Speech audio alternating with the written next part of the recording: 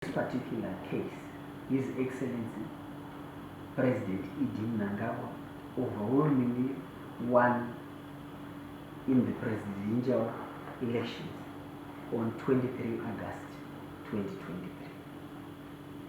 And in terms of our constitution, section 104, subsection 1 to 6 spells out clearly in terms of parameters, in terms of the requirements, in terms of appointing ministers, deputy ministers, and ministers of state. The major aspects that he must fulfill in terms of the constitution is number 1, regional balance, number 2, merit, number 3, he must ensure that there is gender balance.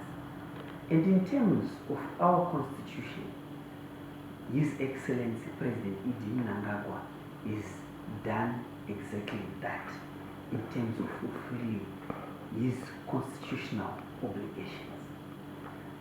And whether the cabinet is too big or is too small, that is based on what I can term constructivism, or merely opinion making or unnecessary noise making, based on each and every individual's expectations. But the appointment of cabinet by His Excellency President E.D. Mnangagwa is based on Vision 2030. It's based on the National Development Strategy. It's based on the expectations by the people of Zimbabwe. It's also based on the areas that we want to accelerate in terms of economic development. And it is also primarily based on the ZANU-PF's election manifesto as we journey towards an upper middle income society by the year 2030. So it's merely noise which is not factual.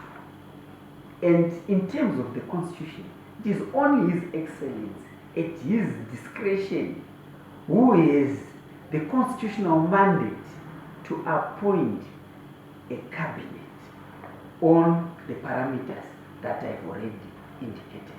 Allegations which are false allegations, and they will remain allegations.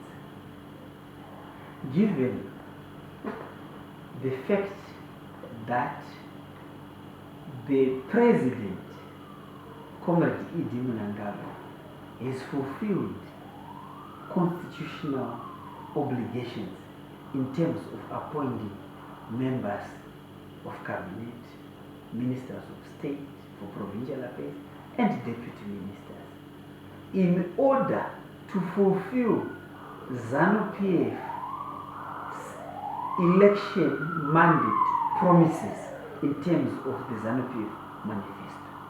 The allegation that David Kuda Mnangagwa has been appointed as a deputy minister in the Ministry of Finance and Economic Development is nepotism, is just negative noise which is misdirected. Perhaps we can say it's ignorance, given the fact that Kuda David Mnangagwa is an elected member of parliament. Perhaps these opposition activists need to acquaint themselves and be conversant with the electoral processes, with the constitutional processes that involve the appointment of members of parliament.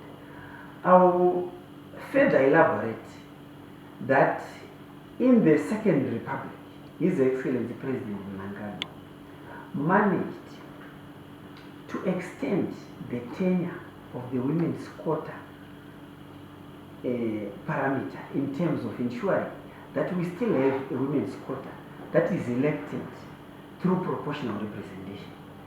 And at the same time, in terms of ensuring that there is a generational mix His Excellency President Idi Mnangagwa, and ZANU-PF, through the majority members of parliament, also managed to amend the constitution and also to bring on board the youth quota. And Kuda David Mnangagwa is an elected member of parliament representing the youth. He has got 3 degrees. And as we are all aware that in Zimbabwe, currently we do not have more than 100 actuarial scientists practicing. And he happens to have merit that he has got actuarial qualifications. At the same time, he also has a law degree and also a tourism degree. And as we journey towards Vision 2030, in order for us to ensure that there's macroeconomic growth, we certainly require such rare skills that are necessary. We've done a lot of analysis in this country in terms of these rare skills that we need to support for us to be having the mathematical, the statistical, financial capability to be able to analyze the National Development Strategy 1.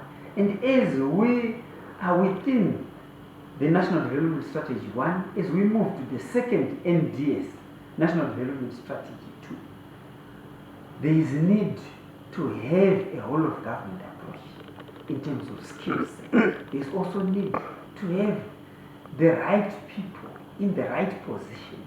We should not look at names and surnames in terms of service delivery. What we need to focus on is to accelerate the implementation of the National Development Strategy 1.